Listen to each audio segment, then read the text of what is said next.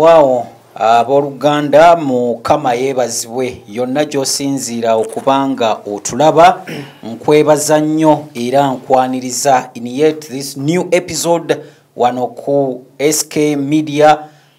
Mwebale nnyo abali e Bulaayi eyo mbeebaza nnyo mu mawanga amalala Middle East mwebale kubeera nga musubscribinga n'okugoberera n'okubaako bye mubuuza okukuba amasimu n'ebintu ebirala ne mwebuuza ku bye mwetaaga okumanya. Nate tugguse bumale nabagamba munnange bwe tuti bwe tujjanga okubeera ebintu bipya okulaba nga twongera okunnyikira mu nsonga ya mwoyo. N'olwaleero nzize n'omuntu waffe ow'edda mukyala Angel Kirunda. Leero tuuse bali mu service nendooza nga tannaba kubeeyanjulira. Njagala katono nnyo musooke mulabe ekibeera waneeno nga mwoyo mutukuvu ase. Katono nnyo tudda.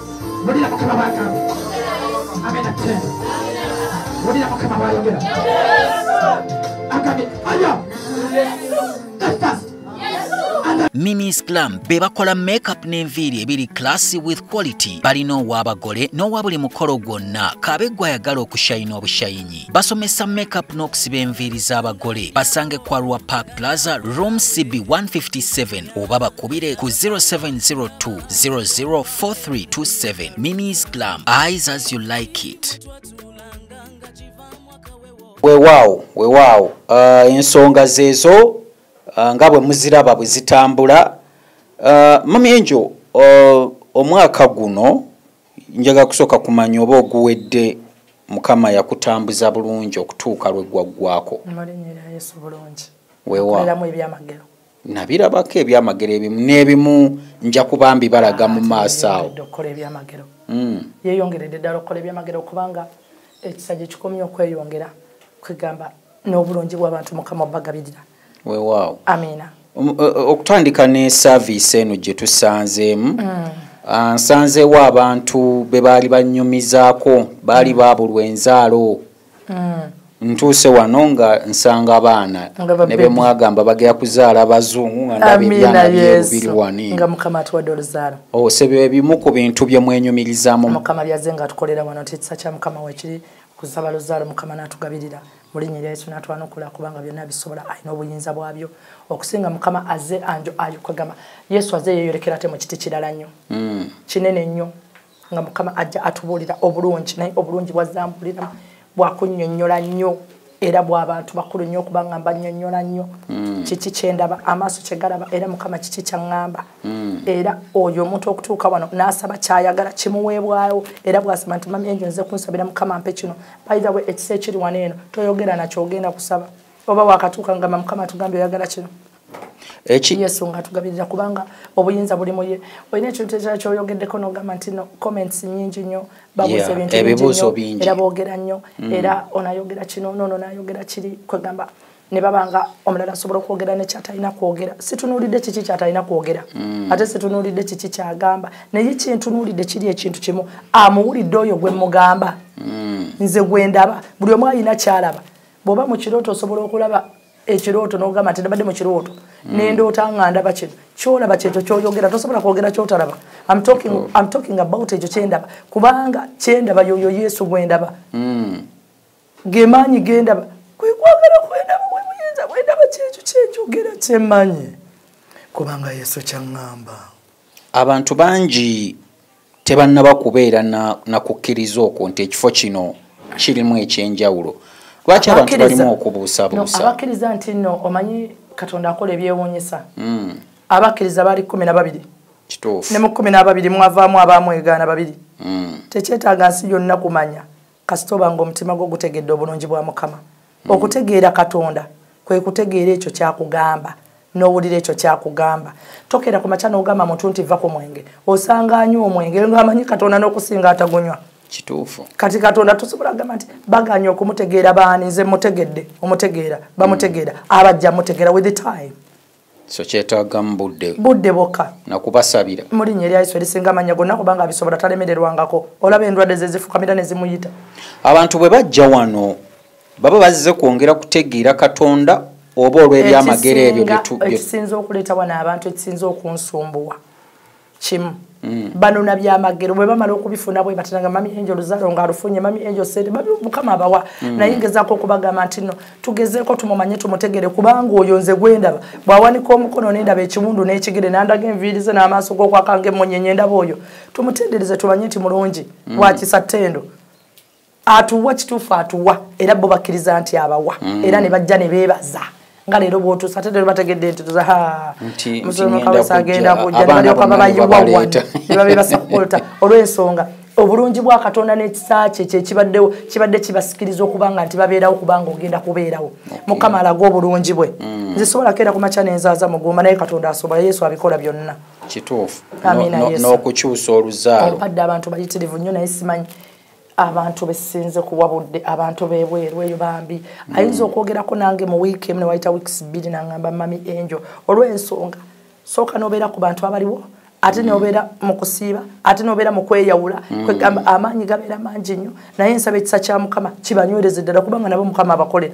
Kyemmanyi nti bw'obeera osaba wano omuntu ne bw'aba taliiwo naye nga awulira oba alaba moyo Yesu asobola okumutuukako n'amuwa kyayagala. Bulungi nnyo era abasinga obungi bonna abali eri bangamba mami Angel nabadde ku YouTube ne nkulaba Solomon Kawesa konze okay ne mugamba Mukama ngambi oli boti ne boti ekisa ekyo kyangu okweyolekera mu ye gyali n'afuna okukkiriza agambe nazo bwe nakulabye nategeddi nti Yesu agenda kukola ojja kwogera ku ekyo kwegamba Mukama ayogera ku ekyo kiwera biro kumana emyaka 2 kumana emyaka 3 Katonda najja n'akyogera olw'okubanga obulungi bwe ayagala bweyoleke. Yesu ayagala alaga obulungi bwe si kulaga bulungi bwaffe naye obulungi bwe bunaavaayo ye mwana gwe baleese wano nga musabidde emyaka ago Katonda n'amutuwa obulungi bwe ne bujjula n'endwadde agiwonya.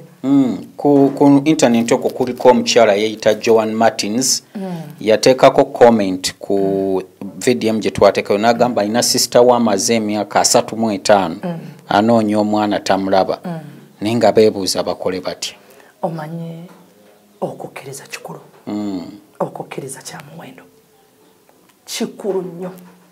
Omukyala era yali wano yali mu that age Mukama n'atuwezadde tena mwaza yali 42 oso amchukira bulungi Mukama n'atuwa oluzaalo mu mwezi gumu gwe gutuwe twasabira mu Katonda yatugabirira kugamba ayagala kulaga nti wendi togwamu maanyi nze suubi nze kwagala nze ttendo byonna abisobola tewali kyatasobola talemererwa twogera ku kintu ekyo kimu Jesus. We are talking about Jesus Christ. Tubadde mu Bible nagamba mu Revelation chapter 1 agamba nti no I am who I am nagamba I am the first and the last bwagamba I am the first angambi sirika yogera kigambe I am the kingdom of heaven. I am the presence of light. I am the God of all gods. I am the God of lights. Kwegamba Mukama tugamba byonna yeye byonna talemererwa situnulidde ndowoozayo situnulidde kyoyagala ntunulidde oyo aleeta ebirungi mu ndowoozayo.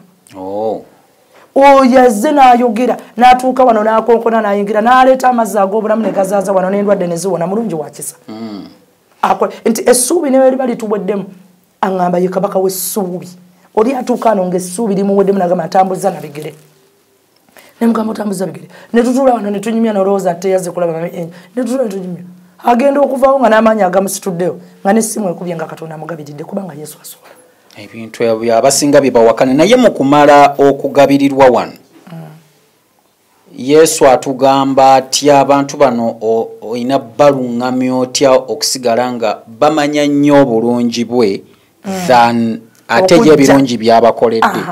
Kyemaze okulaba abantu banoonye nnyo ekyo kyabawadde ne bakikungiriza nnyo nga bakifunye. Eno mweno gituddemu emu bweti etuziza abantu emitwalo 6 enujula era okimanyi nawe naye ebirungi byabawadde singa wano n'emitwalo 2 buli lwa Sunday lunaku tetulina bwe tutuula naye wano waliwo ensulo ez'amazzi ez'obugabirizi atugabirira ate nkyebaliza Mukama mbuuza lwaki saagala muntu ajje wano Mukama amugabirire ate alemere wano addeyo gy'abadde asabira eri gy'abadde asabira aleme kuntawaanya ekyo Mukama kyampadde baleme kugamba nti oyo atwala abantu baffe ebisatu senga bijjula wano byonna bimala ne biddayo ne bababuuza oluzaalo wa mami Angel Mulago waliyo Yesu yakola ebinene kubanga mulungi sobola nze kweyita pastor oyani kakati musumba gwe weyitani mami Angel flat like that good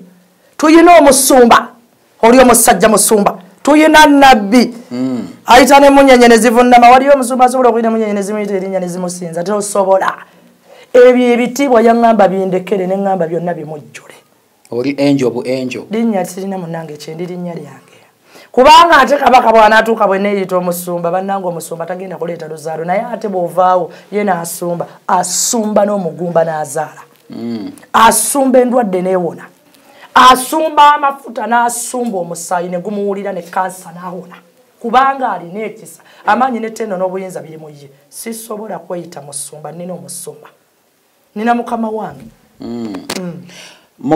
Mukama woonera Mukama waffe amiina Yesu nteekateeka ki z'ayina eri ffe abaana be naddala abamukkiriza kwedda gyali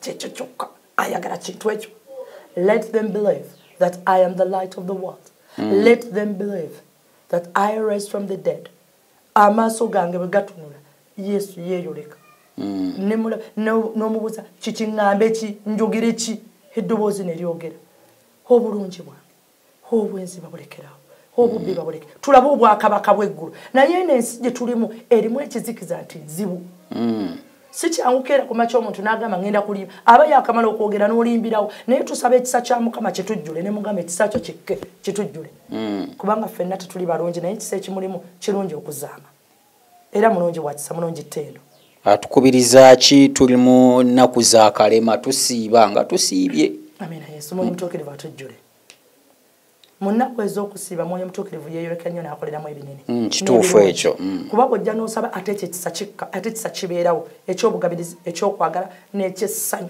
wakati Mukama atugamba e South Africa obwavu bungi nnyo Mukama abwogerako nti bungi nnyo beetaaga kusabirwa n'ogamba Yesu gabirira kubanga osobola alina amaanyi n'obuyinza wetunadde Congo amina kitiibwa ebiriyo si birungi ndabya ntalo ziizo baba mu kibira kati Mukama tulaga e Congo waliwo webasalira walinganga amazzi babuuka ne baveera naye awantu awo wali ekibira tuyinamu abantu abatali balungi naye tusabe ekisa kya Mukama kituwanirire kubanga Mukama atulaga kyenakugamba era nkyakyogera era nja kukyogera kubanga Yesu bw'akiraga amasasi gye tugawulira position gye gavasajja kaleerwe simanyi lwaki amasasi gaveeyo gavuga abantu bayidde abantu bafa ku Bbiri okuva eno okutuuka wano position Mukama gyasinga okundagamu embi ennyo kaleerwe kuva kaleerwe okudda sayizeeno ebintu bino Mukama Katonda tasobola kubikyusaamu Mukama ayagala tusabe naye abantu b'osaba nabo beebaani era Mukama abakirekera gwe nannyini kukiraba n'ogamba ekisa kyo kikke Mukama kubanga Mukama atulaga bendera ya Uganda ekulukuta omusaayi alanga 2025 agitulanzeemu n'okubasibamuko ka lockdown n'akaddamu fujjo lockdown butatereera butawuliriza Mukama atugamba kireeta akagamba ako lockdown naye ekisa kya mukama bwe kibeerawo churches ne tubeera abantu nga 15 churches nga 10 ne tuyime ntugamba Yesu saasira nywezo twambaza obwetoowaze n'ekisa kyo n'okwagala ogenda okakkana ng'ekisa ekyo kikka naye tosobola kusabira kisa kimu nze nsobola okusaba ne ngamba mukama akanya kumpa bubaka n'abuleeta kubanga era mu bibuuzo bye ne Rwanda naye eriyo ebizibu mukama tugamba Rwanda ne Congo waliwo ensalo we babuuka ono n'asala n'ava e Congo n'adda e Rwanda waliwo okulwanagana awaawo naye sobola kubulya exactly Rwanda naye nga mukama akulaga olusozi n'akulaga amazzi n'akulaga Rwanda oweko ng'avudde n'ate n'alwanagana n'ono omusaayi ne guddamu ne gukulukuta mukama atugamba saba kati bwe n'abaawo obubaka obwo ngenda kusaba naani era nja kufukamira mugambe Yesu nsaba omusaayi gwo gutuule gunywerere e Rwanda oba gutuule e Congo mwoyo mutuukirivu otunyweze naye wabeerawo ba intercessor kubanga nze Yesu nze sirina ba intercessor gwe nina ali ogwo Yesu kubanga era mu bibuuzo abantu be babuuza bagamba twogera ku bikangabwa bingi ebijja naye baani abateekeddwa okutuula beegayirire abeegayirizi be baani be baffe oli mwegayiriza oli muweereza wa mukama fukamira Yesu agenda kuwulira ekigambo kyagenda kuwulira omugambe Yesu naazo otukuze n'omusaayi kutusaasire naye bwe tunaaba tujjudde nga tuweza abantu nga 10 tusabire eggwanga eryo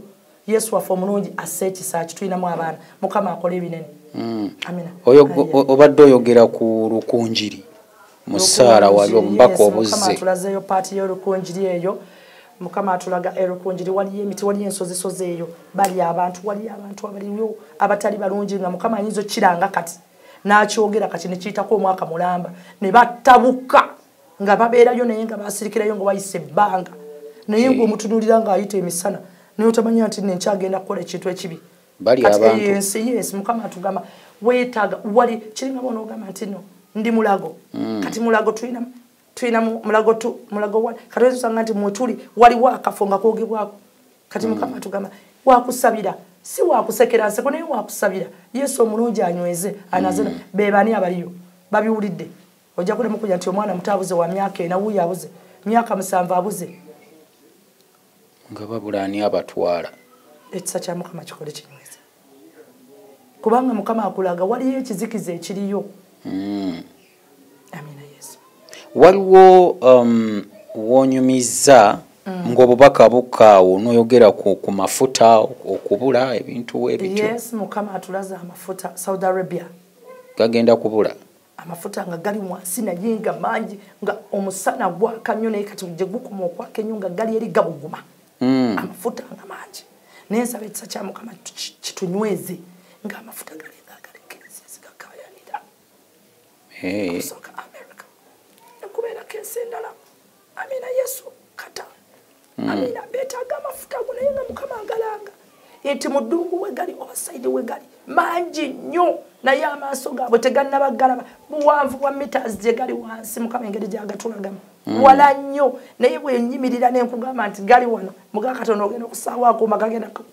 okapima ogawulire nga weegali gabuguma gali nebbugumu lye gakuba okuva wansi mu ground eri ewali amayinja ne gakulukuta ne gugenda ngakulukuta begate amafuta kwanza simanyi nnyo byamafuta mbyogerera mu nsi ya mwoyo kubanga Yesu bwabindaga ne gakuba ebbugumu lye ne ligenda ku first layer ne ligenda ku second layer genda tuuka ku third layer wano owulire ebbugumu ku ttaka wano nga amafuta gakuze nga mangi ekyo nakyo tukyebaliza mukama tweyanziza nnyo Yesu interpretation ya vision eyo eriki abadde oyagala ekoleeta interpretation yayo okukigenda ebuziba oyagala okigenda ebuziba abantu basobole okukitegeera nange kamwa kwogera bagende baganyweyo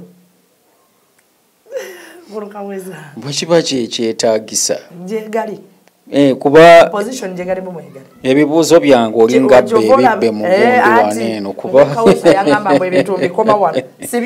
era waliwo eyabadde kibuuza nga tatuwa depth ya prophecies ezo mukama atugamba nti bwe ganaagendayo gagenda kuleeta ensi ezo ng'ate enkambwe nga bonna baagala amafuta ne zituuka laba pipa z'amafuta amafuta gali konko gali piwa gyegali enti mukama atugamba abagamanyiiko babeeranga mu kabondo bwe bati babeeranga 2 naye nga bageekuumidde naye nga mu bungi bwago ne mu buwanvu bwago n'entambula yaago mangi nnyo gamala.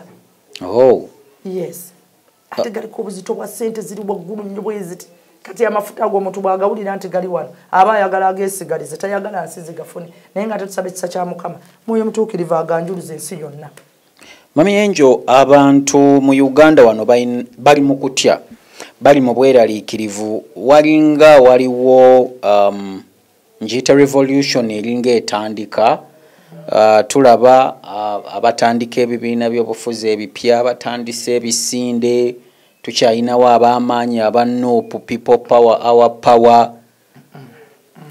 Emyaka gino ng'oggyeko 2025 ye gwe walanze dda, gwe walanga edda. Omwaka guno teguli mu byeraliikiriza nga bitambulira mu by'obufuzi. Bwe tuddayo ku bye twayogera biki? Nti omwaka guno tulabatuuka mu gw'omunaana mu gw'omukaaga ogenda kukola ebyenjawulo. Nkijjukira bulungi ekyo. Omukaaga ogw'omunaana ogenda kukola ebyenjawulo. Naye nga Mukama atugamba omwaka guno gulimu omukisa. Naye omwaka guno gulimu okufa. Obubaka yasooka bomba 31st. Bwe twali tusaba. Ne oso amanyi obubaka olugina baliwo babumanyi nabo bawa ne bagamba okufaata abantu betumanyi okufiira ddala. Abafa ab'okulusegere.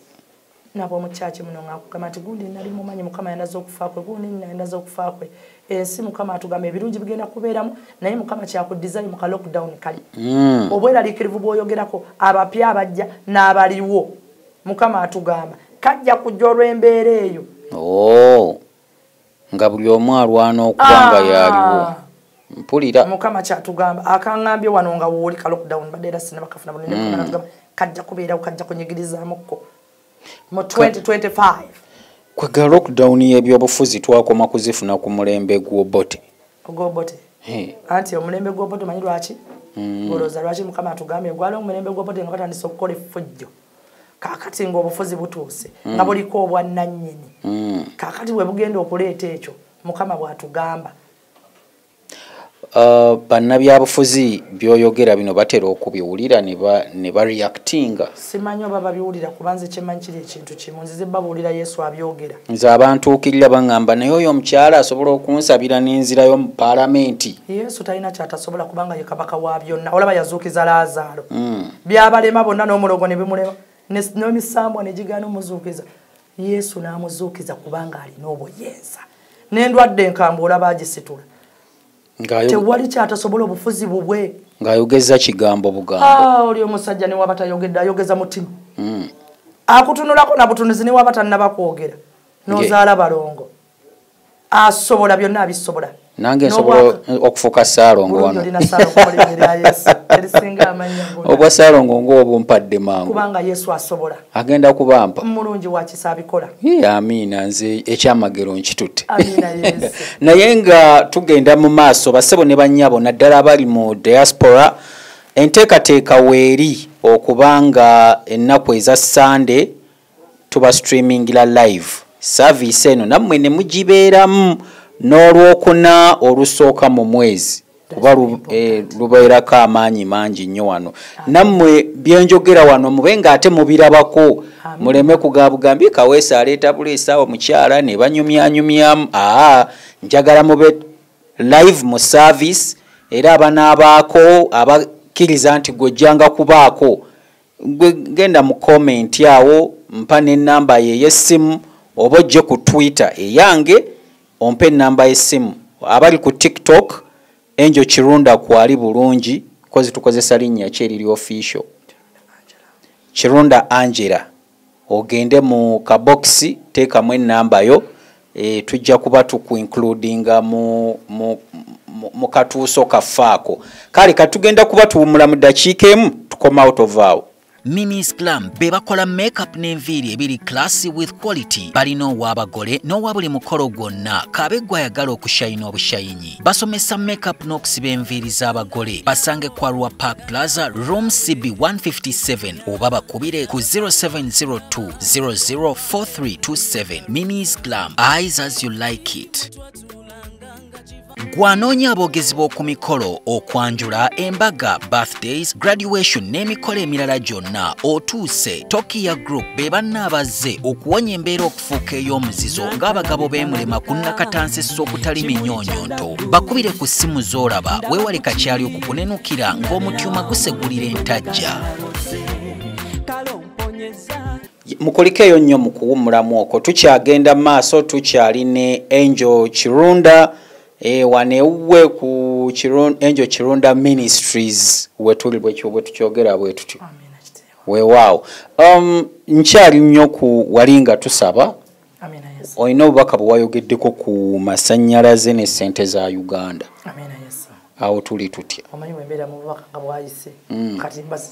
Wagambye amasannyalaze ga Uganda gayinza okukendeera. Yes, kubanga Mukama yatulaze eddamu. Naye nga mu ddamu muli bwagitulaga buli kati mulimu abantu abalinga abajjako amasannyalaze. Obanga galinganga agagabwa. Kati Mukama nga tugamba ddamu eyo eringanga ekendezezza amazzi. Naye jjukira ate amazzi bwe gakendeera tetusobola kufuna that light. Nga Mukama atugamba ekisa ekyo tuddemu tusabe Mwoyo Mutuukirivu atunyweze amaanyi gaddemu gatuule gaggumire. Kubanga ye bw'aba akindaga ogenda okuddamu okulaba Masaka nga bavuddeko emukono bavuddeko nga mutawuni waliwo parts ezimu ezivuddeko nga Mukama atugamba supplying yaago gagenze ne gayita nnyo. Ndowooza Mukama kyatugamba gayise nnyo walala ate ffe ne tufuna kitono ate ne tukendeeramu. Mukama kyabadde atulaga nga atulaga ku masannyalaze. Nsaba Mukama mu linnya erya Yesu ayongeze kubanga asobola kubanga yekitangaala agaakise. Ssente za Uganda zigenda kunaabuuka kiki? Mukama atulaga ssente za Uganda okubanga ezikyuse. Yes. Kubanda Mukama sose natulaga nusu 10 akapapula ku ka brown naddamu nakatulaga ate nga kali mu kala ya purple. Omanyi Mukama bwatonze bwakulaga obubaka n'omugamba Mukama nsaba ompe okutegeera n'okumanya kwakyo. Awo webitabukira. Essente ezo akapapula aka purple kuliko kafaananyi ka Bobi Wine kaani. Simanyi Yesu anaze ssente ekyuse naye simanyi lwaki ssente ekyuse. Kuba ssente etera kukyuka n'akyukakyuka mu by'obufuzi. Omanyi otya ba president asobola okugikyusa nga tannaba kukyuka. N'ogamba ak'olukumi bakajja mu kala ya brown ne bakassa mu red. President omupya n'akakyusa n'akassa mu kala gy'ayagala. Kati awo Yesu simanyi kyayogera. Lwaki akyusa? Nsobola omubuuza n'atubuulira. Yandibadde atubuulira kubanga. Aleke Yesu abikyuse ye nga bw'abyagala kubanga asobola. Amina. Akolenga bwasiimi. Good. Yenna anakakyusa yanakakyusa. Okay, sente ya Uganda era still tekola bulungi against the dollar. Dollar eri ku 3.9 mu something. Yes, kumpi tugenda mu 4. Amina shitiwa. Tewaliwo okulangirira bwavu awo. Yesu tabutulaga kuba kasita dola ekuba mu 4 tuba tugenze mu bwavu. Mukama atugamba omulimi asinga aliwa. Ekyo nakyo Mukama yakikonyeeko wali. Obwavu tebuluma Uganda. Bulumaani. Tebusobola kuluma Uganda. Ensi eyaffe bagiyita Pearl of Africa.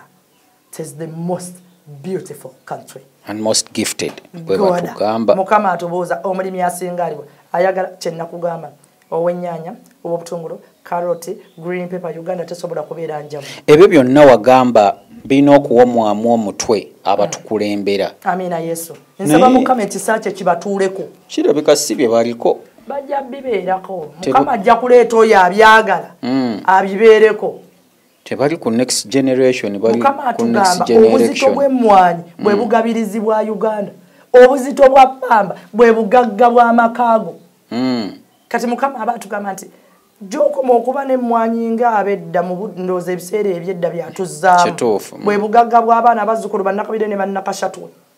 Osanga nga Mukama atugamba yagula ettaka abaana bali okwo ekiruma ky'emmwanyi bonna kiri okwo. Naye Mukama atugamba omulimi asinga kyekigambo omulimi asinga aliwo. Atugamba mbawadde ebirungi by'ettaka, mbawadde obulungi bwakyo. Kati obulungi bwakyo bwe zitowera mu nnyaanya nosanga omuntu alina acres 3 abamugaga eyo. Ne bwekabanga kakuubo bwe kati kubanga Mukama atuwadde obulungi bwakyo. Kwega tuleme kusaba Katonda oba Yesu bugagga kubanga yatuwa ettaka ate kwe tusobola okujja obugagga. Kitudde wano. Yes. Just for abatamanyi tumugambe Yesu jangu obaze kubanga oli mukisa. Yesaale entuufu. Amina kukitiibwa. Sente tuwe sente tuwe obugagga ate ng'obugagga tubuyina. Allah. Mpulira. This is the most beautiful country I've ever seen in the world. Kubanga eno ensi eyaffe yamuwe buli kintu kyamu kiri nakyo ate buli kintu kyawukana ku kibala ekirala ekyensi yonna. Yes. Kati Mukama akugamba kiki kyonoonya nga nkuwadde. Mwoyo mutuukirivu atunyweze. Mwoyo mutuukirivu atugabirire. Osanga omuntu ng'alina ettaka lye naye nga talina katale. Kituufu. Naye nsaba Yesu wange omulungi akole ebinene. Abagaggawaza akole ebirungi kubanga Yesu asobola obugagga buli munda mu ye. Ebintu by'oyogeddeko oyogedde ku mwanyi wano Buganda Masaka naye olwaleero we twogerera bino obwakabaka bwa Buganda bulimu ebigenda mu maaso bingi wano baakakwata omuvubuka abadde avuma kabaka. Nawuliddeko abayiseeyo eŋŋambo Katikkiro essaawa yonna ayinza okuteekamu ebbaluwa resigning nga n'asala eddiiro n'agenda eri n'afuuka Katikkiro ku ludda luli. Tunaaba bulungi ffe oba tusabe Yesu ajja atuula afuge. Omanyi Katonda Yesu ayina bwe tubadde mu Revelation agambye I am the first and the last. Abadde agamba I am the power of glory. I am the light of the world. I am the king of kingdoms. Yatuula n'aggumira n'afuga.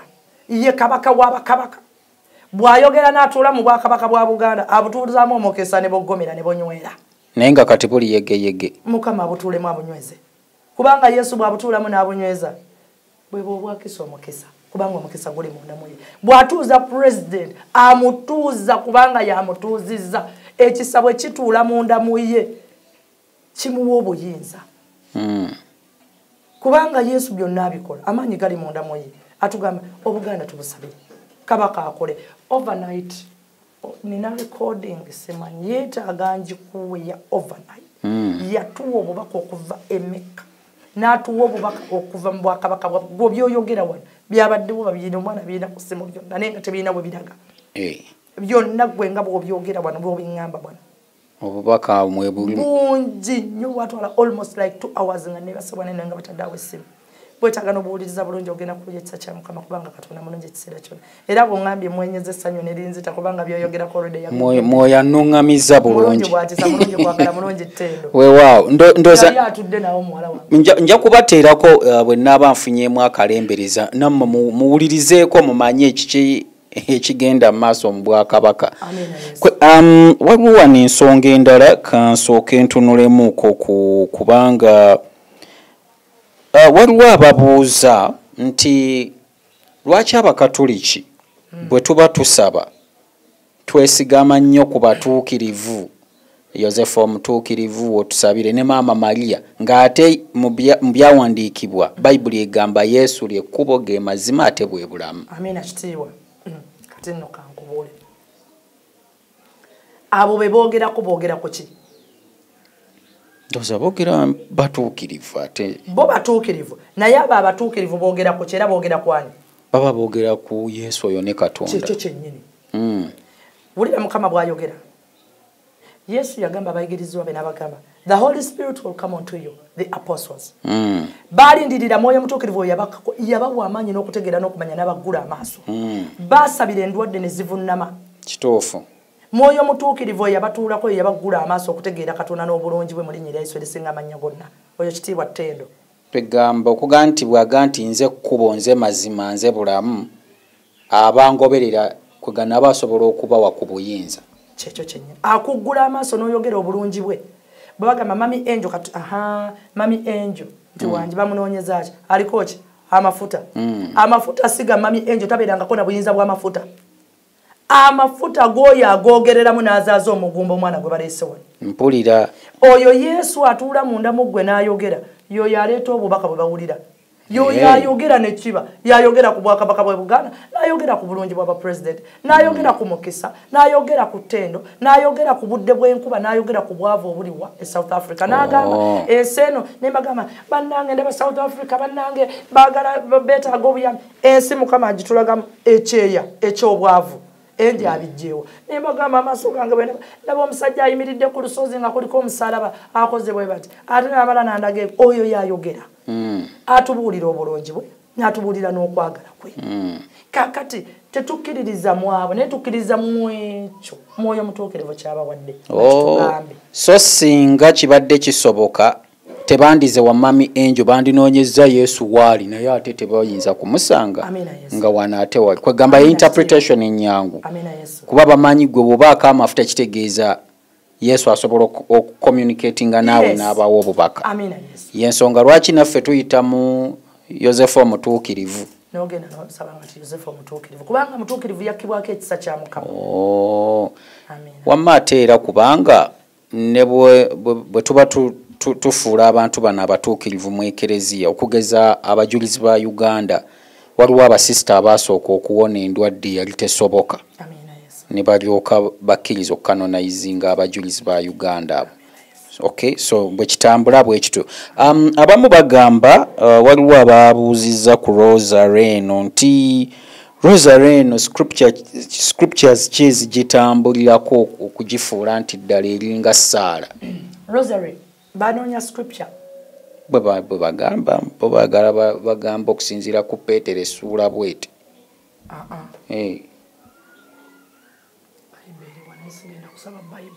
Kajja ayogere mu Revelation ena wagamba the rider of the white horse. Sapuli eyo ogiraba bw'ogikwata bwe bati waki ekisooka ku sapuli? Musaalaba. Mu musaalaba kulikaani Yesu yennyini. Yesu yavuga sapuli endagaano empya y'omusaayi gwa Yesu. Yendagaano empya bw'oba onoonya sapuli ng'oginoonyezaamu kigambo ekigambo kitudde mu kigambo. Bw'oba onoonya sapuli n'ogamba naye nkutte sapuli eno eriko omusaalaba. Who owns the rosary and who is the rosary? It is the ride of the rosary. Yavuga sapuli. Tutandika kitaffe ali mu ggulu nga tutukuza erinnya lye ng'obwakabaka bwe kwagala amina nantameggwa lwazi lw'eggulu oyo kabaka w'eggulu talemererwa byonna tebimulema. Sapuli nga bw'ogikutte olukwata ku sapuli eriko omusaalaba ogwa Yesu oyo obulamu obutaggwawo amaanyi agataggwawo ye kigambo. Anoonya scripture agende mu Bible akwate Bible buli scripture gy'agenda okukwatako bwe bati yayogebwako nga tannaba n'azaalibwa n'azuukira akyayogebwako the rosary kubanga tuli ku musaalaba yaliko yoyoyogo ye kigambo yabuutikira Bible yonna mu kigambo n'atula ku musaalaba rosary yagiowninga. Nacha Ebo bebokka balina eddagala lya habo eritaasa embeera y'omu kisenge etatambula bulungi ng'obutagenda mugga okunyomebwa mu size ne action eyazaalako ng'olubuto lukyabuze eriyonja mu museke n'okugoba mugaba okugattako emimwa egyaguba okusiiwuka n'okuddugala ate nga balinayo akapya aka habo akuza enviiri za Nacho bakubireko ku 0778 088371 omanye ebisingawo.